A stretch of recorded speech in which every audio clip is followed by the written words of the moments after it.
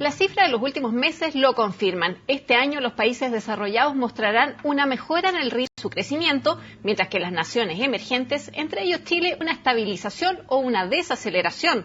Para conversar justamente de este rebalanceo económico, nos encontramos con el ex ministro de Hacienda del gobierno de Eduardo Frei, ex número 3 del Fondo Monetario Internacional y ahora recién ex director de la Fundación de la Unión Internacional de Empresarios Cristianos, don Eduardo Ninat. ¿Cómo está? Bien, Carolina, ¿y usted? Muy bien, gracias.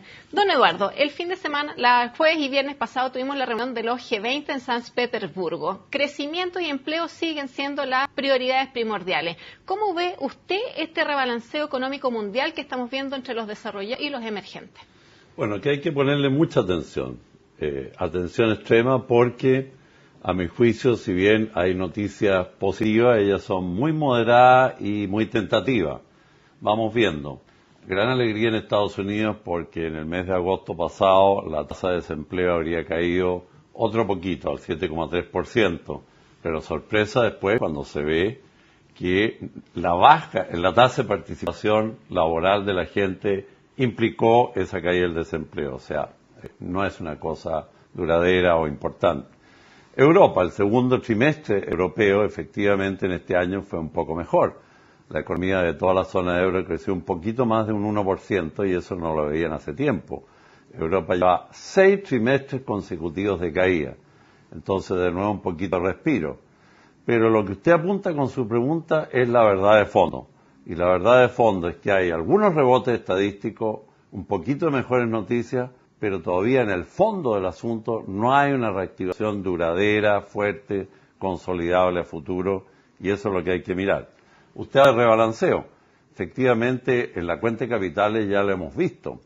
Hay una preocupación que se origina en algunos países emergentes, no todos, y que está relacionado con el famoso retiro del estímulo monetario por parte del Federal Reserve. Ahí le tengo un comentario más adelante.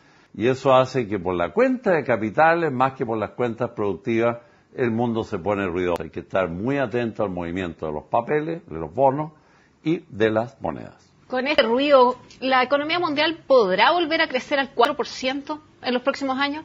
En los próximos años sí, pero en lo que queda de el segundo semestre, o ya más del segundo semestre de y el 2014, yo soy escéptico, creo que vamos a estar por ahí 3,8, 4, pero no vamos a ver nunca cifras del 5 o un poco más que hubo antes del inicio de la crisis.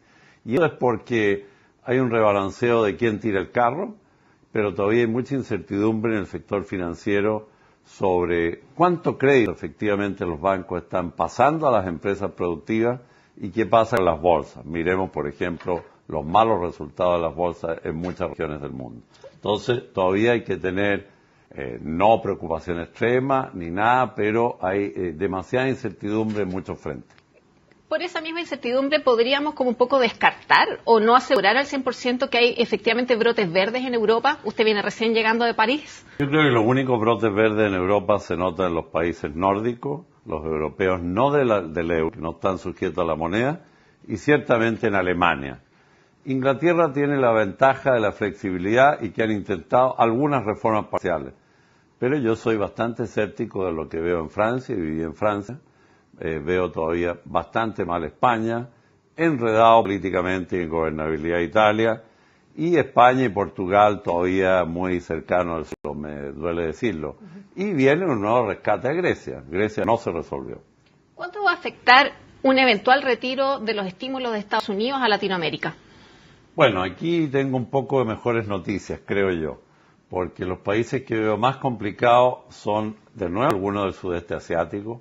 De nuevo, comillas, el fantasma de una mini crisis asiática podría ser, y un poco más fuerte América Latina como un todo. O sea, dentro de los emergentes también hay dos grupos, así como los desarrollados, más fuerte Estados Unidos, debilón Europa. En los emergentes veo más preocupación en algunos países importantes, grandes, en Asia y África, y en Latinoamérica un poco mejor. Países que se han visto muy afectados con la fuga de capitales, claro, y más ejemplo, encima con la depreciación de las monedas. Veamos dos estrellas. Indonesia está con una corrida cambiaria que no la han podido sujetar y con bastante deuda.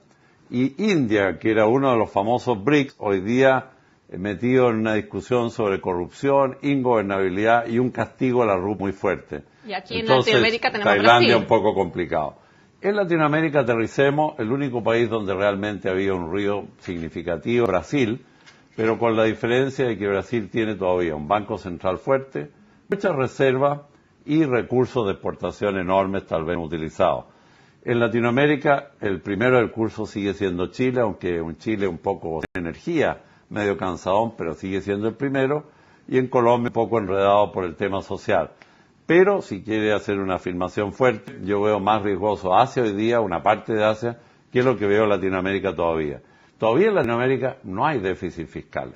Pero en Latinoamérica, ¿qué nos va a golpear más? ¿La volatilidad que tenemos por el lado de los commodities o, por ejemplo, la fuga de capitales a raíz de las mejoras que se ven en los países desarrollados? Una combinación de los dos, pero si usted estudia las crisis para atrás, hay una que siempre manda, que es el efecto financiero de la retirada de capitales de las regiones cuando empieza a subir la tasa de interés real en Estados Unidos y en otros países grandes.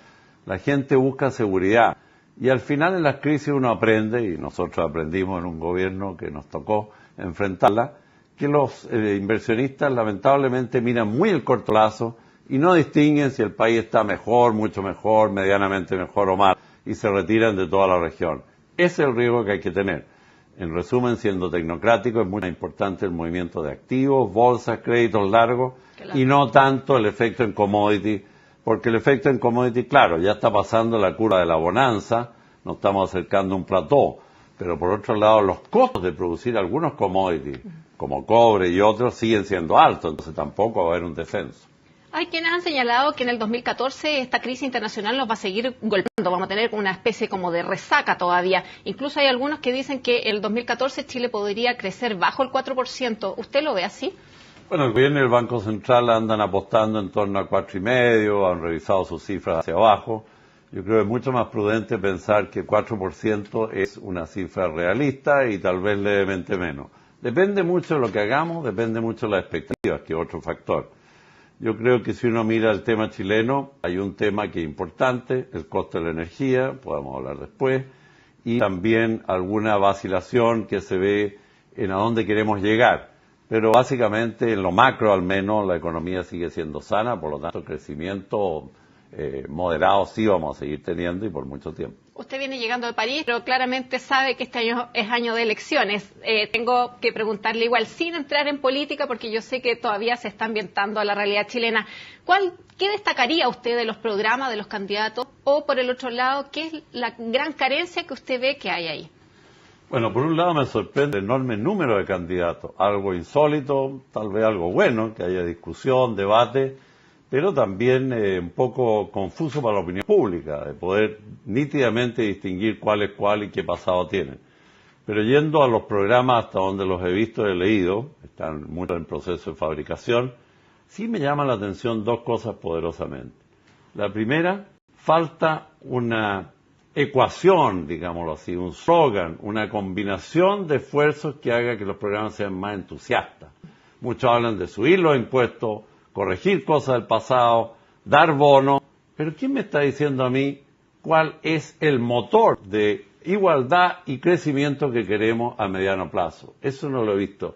Le falta como más capacidad propositiva, cualitativa y entusiasmadora a la gente. Bueno, justamente en los últimos meses hemos visto gran crítica al modelo económico imperante, que más soluciones a largo plazo o que superen los próximos 4 años. Bueno, este modelo ha rendido muchos frutos, pero ya lleva más de 20 años o 25 años y obviamente como todo paradigma va teniendo rendimiento un poco a la baja, entonces hay que repensarlo, hay que reforzarlo, hay que cambiar lo que haya que cambiar. ¿Y qué echa de menos usted efectivamente en los programas ahora? En el corto plazo, un llamado más fuerte a las prioridades más importantes. Creo que en el tema energético tenemos un severo problema.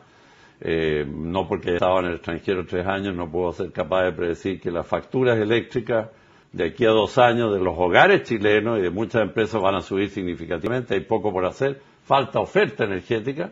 Tema medioambiental, se ha discutido mucho, pero no ha pasado de fondo. Pero lo tercero, una especie de ecuación de desarrollo del país que nos diga a dónde queremos llegar de aquí a 5 años. No a 10, los planes se acabaron, pero una orientación. El mercado por sí solo nunca da esa orientación, da resultados, pero alguien tiene que guiar. En eso a mí me parece que falta un poquito de liderazgo, tal vez.